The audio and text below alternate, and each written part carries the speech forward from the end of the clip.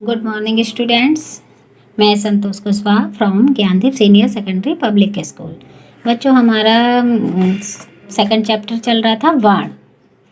तो वर्ण के बारे में मैंने बहुत अच्छे से समझा दिया था कि वर्ण किसको कहते हैं। ठीक है, वर्ण के कितने प्रकार होते हैं। वर्ण के 2 प्रकार होते हैं, स्वर और व्यंजन। ठीक है, फिर आगे हमारा था संयुक्त वर्ण। तो मैंने बताया था कुछ समान वर्ण वाले संयुक्त वर्ण होते हैं, कुछ भिन्न असमान वर्ण वाले संयुक्त वर्ण होते हैं। ठीक है, अब हमारा आएगा कि मैंने ये भी बता दिया था अनुसार, अनुनासिक और विसर्ग किस तरीके से ये मात्राएं लगती हैं। ठीक है, ये मैंने आपको बता दिया था जैसे कि इसमें लगी है। फिर है यदि अड़ा औड़ा को व्यंजनों के में जोड़ दिया जाए तो व्यंजनों की संख्या 35 हो जाती है। वैसे कितनी है, 33 है। अगर इन दोनों को जोड़ दें तो कितनी हो जाएगी, 35 हो जाएगी। अनुसार का उच्चारण करते समय हवा केवल नाक से निकलती है। किससे निकलती है, नाक से। अनुस्वार कौन से होती है, अंग। ठीक है, इसी तरीके से और भी जैसे कि अनुसार की ये बिंदी होती है तो इसी से आप और शब्द निकाल सकते हैं, व्यंजन। ठीक है, जहाँ पे अंक की बिंदी का यूज हो वो नाक से निकलती है। अनुनासिक का उच्चारण करते समय हवा मुख नाक दोनों से निकलती है, गाहा कंग।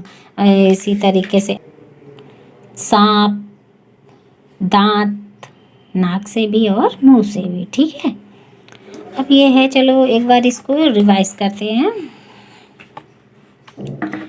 ये दिया है, वर्ण भाषा की सबसे छोटी इकाई है। वर्ण 2 प्रकार के होते हैं, स्वर और व्यंजन। स्वरों का प्रयोग स्वतंत्र रूप से किया जाता है पर व्यंजनों का प्रयोग स्वरों की सहायता से होता है।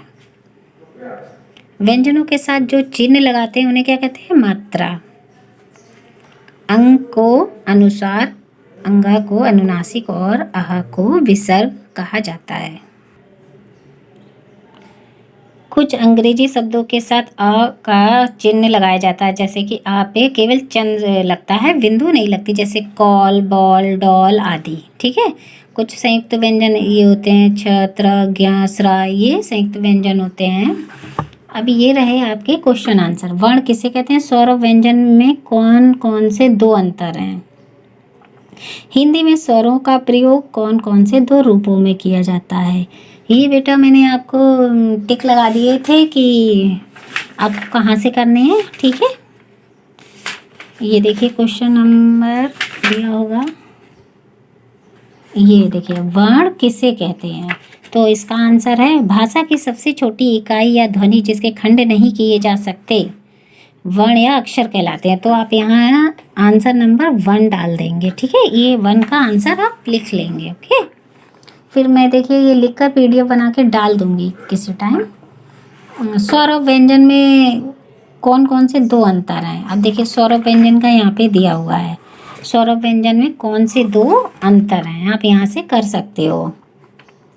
इनके उच्चारण में किसी अन्य वर्ण की सहायता नहीं लेनी पड़ती, यानी कि स्वर की। इन्हें बोलते समय मुख से निकलने वाली हवा बिना किसी रुकावट के निकलती है। अब इसके 2 आपको दिखाई दे गए। अब 2 इसमें से आप कर लेंगे, जैसे कि स्वर 2 प्रकार के होते हैं, ये आपने कर लिया। फिर है व्यंजन। व्यंजन के बारे में आप यहाँ से लिख लेंगे। इनका उच्चारण स्वरों की सहायता के बिना नहीं किया जा सकता। इन्हें बोलते समय मुख से निकली हुई हवा मुख के किसी भाग से टकरा कर निकलती है। अब ये देखिए दोनों के मिल गए अंतर, 2 अंतर इसमें से, 2 अंतर आप इसमें से लिख लेंगे। तो ये हमारा हो गया क्वेश्चन नंबर 2 का आंसर। ठीक है, आप यहाँ लिख दीजिए। फिर हमारा थर्ड क्वेश्चन है, हिंदी में स्वरों का प्रयोग कौन कौन से रूप में होता है। देखिए हिंदी में स्वरों का प्रयोग, हिंदी में स्वरों की संख्या 11 है। स्वर 2 प्रकार से लिखे जाते हैं। कितने प्रकार से लिखे जाते हैं, ये क्वेश्चन नंबर 3 का आंसर देखिए मिल गया यहाँ पर। पहले अपने असली रूप में, फिर ये लिख देना, फिर है अपनी मात्राओं के रूप में, जैसे काम, कभी, मीनू। ठीक है, ये यहाँ तक उतार देना। ठीक है, इस तरीके से आपके ये क्वेश्चन आंसर हो जाएंगे। फिर है हमारी एक्सरसाइज। चलिए अब एक्सरसाइज फिल करते हैं। थोड़ा पास कर देती हूँ, आपको समझ में आए, ठीक है। अब ये दिया है, सोच कर लिखिए वर्ण विच्छेद, यानी कि चुईया का हमें यहाँ वर्ण विच्छेद करना है। तो वर्ण विच्छेद करना मैंने आपको बताया है, ठीक है। चुईया का वर्ण विच्छेद चलिए करते हैं हम लोग। देखिए च लिखेंगे प्लस, फिर चा में छोटे ऊ की मात्रा लगी है, ठीक है। चा में किसकी मात्रा लगी है? छोटे ऊ की, तो हम यहाँ छोटा ऊ लिख देंगे। फिर प्लस, फिर ह लिखा है, ह में हलंत लगा देंगे, इसमें इधर चा में भी हलंत लगा देंगे। फिर ह में छोटी ई की मात्रा लिखी है, ठीक है। फिर य, फिर प्लस य, फिर प्लस या में हलंत बड़ा आ लिख देंगे यहाँ पे, ठीक है।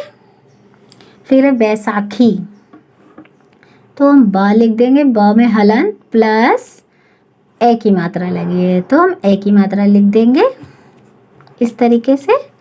फिर प्लस, फिर है स हलंत प्लस आ की मात्रा, ठीक है। फिर प्लस, फिर ख हलंत प्लस बड़ी ई, ठीक है। इस तरीके से आप लिख देंगे। फिर है भारतीय, भारतीय में आप क्या करेंगे? भ हलंत प्लस आ की मात्रा प्लस र हलंत प्लस अ की मात्रा, फिर क्या है? त हलंत प्लस ता में किसकी मात्रा लगी? बड़ी ई की। फिर प्लस य हलंत प्लस आ, ठीक है। इस तरीके से आप ये लिख देंगे। फिर नीचे दिया हुआ है, सही वाक्य के सामने टिक तथा गलत के सामने गलत का चिन्ह लगाइए। फिर दिया है क नंबर, अड़ा का प्रयोग शब्दों के शुरू में भी हो सकता है। मैंने आपको बताया था कि अड़ा का प्रयोग शुरू में नहीं होता, तो इस पे क्रॉस कर दीजिए, ठीक है। इस तरीके से इस पे क्रॉस कर दीजिए। फिर सेकंड है, जिस वर्ण में आ की ध्वनि नहीं मिली होती उसके नीचे तिरछी रेखा खिंची होती है, उसे हलंत कहते हैं।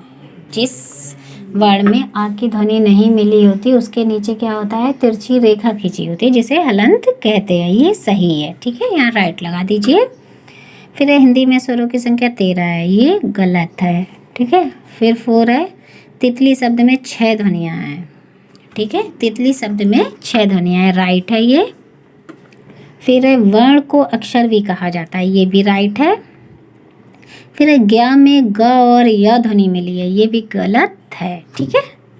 तो आप इस तरीके से कर लीजिए, क पे रॉन्ग कर दीजिए, ख पे राइट कर दीजिए, ग पे रॉन्ग कर दीजिए, ग पे राइट कर दीजिए, घ पे भी राइट कर दीजिए, और अड़ा पे राइट कर दीजिए, और च पे रॉन्ग कर दीजिए, ठीक है। का पे रॉन्ग, ख पे राइट, गा पे रॉन्ग, घा पे राइट, और अड़ा पे राइट, घा और अड़ा पे राइट, और च पे रॉन्ग, इस तरीके से। फिर है ड ड़ ढ ड़ का प्रयोग करके चित्रों के नाम लिखिए। अब हम इन्हें यहाँ क्या करना है? इनका प्रयोग करके इन वर्णों को चित्रों के नाम लिखने हैं। जैसे कि पेड़, हमें यहाँ क्या लिखना है? अड़ा। डमरू, ड लिखना है, ठीक है। अड़ा में बिंदी आ जाती है, ड में बिंदी नहीं आती। इसी तरीके से ढक्कन, ढ में बिंदी नहीं आती, वड़ई, ढ़ई में बिंदी आ जाती है, ठीक है। अब यहाँ क्या करना है? अनुस्वार यानी कि अंकी बिंदी, अनुनासिक, चंद्र बिंदु का प्रयोग करके चित्रों के नाम लिखिए। तो चलिए हम लिखते हैं यहाँ पूछ। पूछ में हुआ अनुनासिक का प्रयोग, और ये है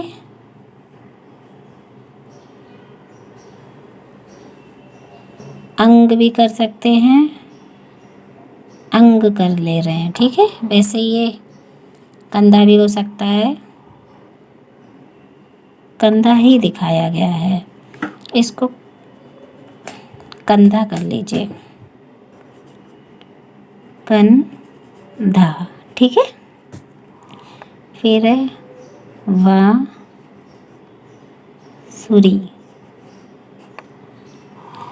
फिर है पतंग।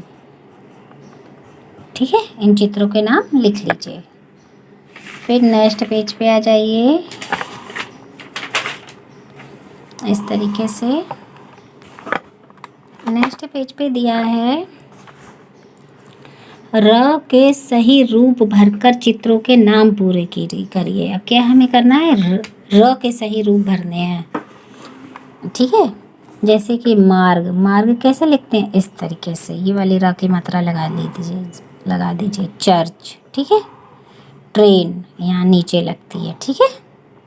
फिर है ट्रक, ट्रक में भी नीचे ऐसे लगती है। मेट्रो, ठीक है।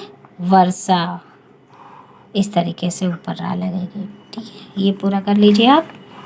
फिर है नीचे चित्रों के सही नाम के सामने टिक का निशान लगाइए, यानी कि सही कौन सा लिखा है। डाकिया, डाकिया ये है, ठीक है। फिर है अमरूद, अमरूद, हम यहाँ इसमें क्या बोलते हैं हम लोग, अमरूद, यानी कि रू, बड़े ऊ की मात्रा लगेगी, ठीक है। ये वाला राइट कर लीजिए। फिर ये है सैनिक या सैनिक, सैनिक होता है ना, उस पर कर लीजिए। फिर कृपाण या कृपाण, कृपाण होता है, ठीक है। फिर ये है मछलियाँ, मछलियाँ, इस पे राइट कर लीजिए, ठीक है। खिलौना, खिलौना, ये वाला राइट कर दीजिए। ये आप इस तरीके से कर लीजिए। तो ये आपकी एक्सरसाइज कंप्लीट हो गई है, ठीक है। क्वेश्चन आंसर मैंने बता ही दिए कहाँ से करने हैं। तो आपको नोटबुक में क्या क्या करना है, सबसे पहले तो मैंने क्वेश्चन आंसर दे दिए हैं, ठीक है। क्वेश्चन आंसर दे दिए हैं मैंने, और वर्ण विच्छेद ये वाले, और ये वाली एक्सरसाइज, ठीक है। टिक लगा लीजिए जो जो आपको करना है। ये 3 क्वेश्चन, ये 2 एक्सरसाइज, ठीक है। फिर और आप छोड़ दीजिए, बस यही कर लीजिए, ठीक है। इतना ही वर्क कर लीजिएगा। Okay, bye bye.